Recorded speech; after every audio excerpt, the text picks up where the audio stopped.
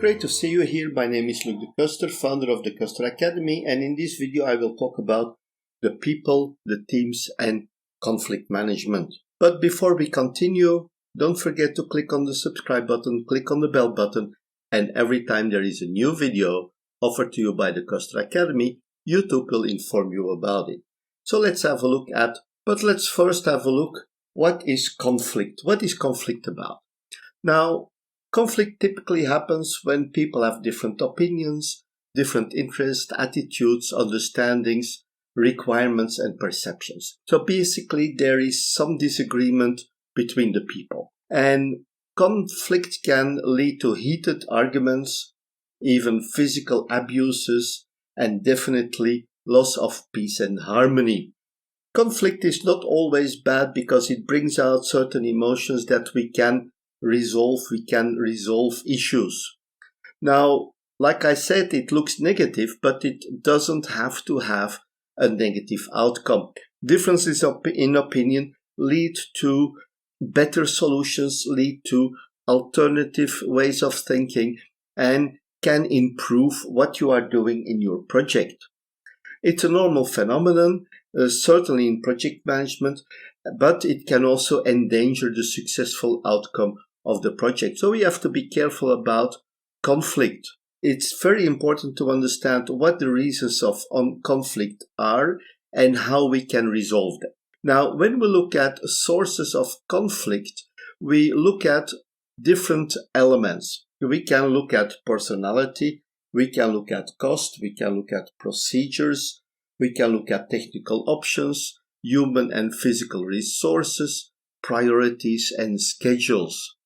Many conflicts arise between the project manager and the functional manager of the resources, and it's also related to the power of the project manager.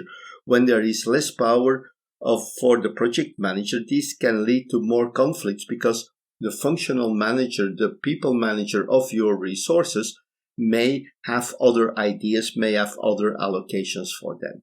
When we look at the graph below, here we find the different levels or different sources of conflict. Like I said before, we have personality, cost, procedural issues, technical options, resources, priorities, and schedules. Now, when we look at the top causes, the resources, priorities, and schedules seems to be making up 50% of all conflicts in projects. So this is based on research that happened before, and it's very important to look at these elements to find out how to deal with the conflicts. Now, when we look at conflict resolution strategies, we have to find a way to deal with conflict. Now, there are different ways to look at it. The first is collaboration. It's in green. So we try to find people or teams to collaborate.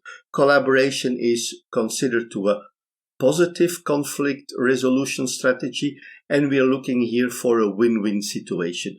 Win-win is always the goal, because when both sides win, you will have both sides that are happy. For example, you go to a shop, you make, let's say, some agreement, you push on the price, and basically you make the other person lose. You win because you have a better price, but later you may find out that the win-lose situation becomes negative for you. It's always good to have a win-win situation. Problem solving, we look at the problem, not the person. It's very important to make this distinction between the problem and the person. It's a very proactive method. We look at the problem and we deal directly with the problem.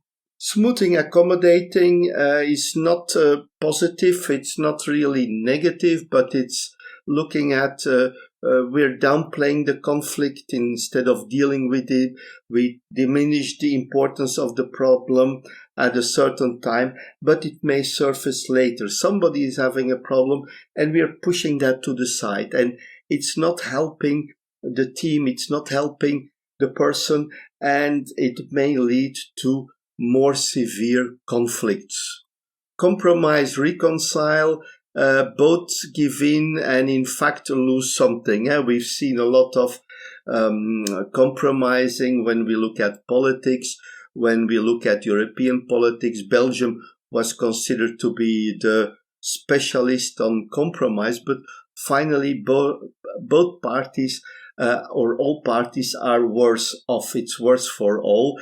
And when we look at project management, we consider this to be a lose situation. Both parties lose something. It may be better to find something that makes both parties win. Withdrawal and avoidance. We see there is a conflict. We avoid the conflict. We look a little bit, wait and see. We hope it will pass by without doing anything. It's certainly not favored by the PMI. We just let it go, let it fade out. Sometimes it works, but sometimes it doesn't. Basically, the problem is still there, but it's never resolved. Forcing or directing. Here we have somebody who makes a decision, so it's autocratic and dictatorial. In many cases, it will have a negative impact on the team morale, and it's certainly not a very good long-term solution. Now, directive approach can be necessary in certain cases, but it's not a favorable way to deal with things. In certain special situations, we can say, okay, we have to make a decision. We don't have time to go through all the processes, but basically try to avoid it. Try to use collaboration or problem solving to deal with conflicts. So that was all about conflicts. Let's continue with our other videos. You will have a lot of new videos that we will be publishing. Anyway, before you leave, don't forget to click on the subscribe button, click on the bell button, and every time we have a new video, YouTube will inform you about it. Thank you very much, and bye-bye.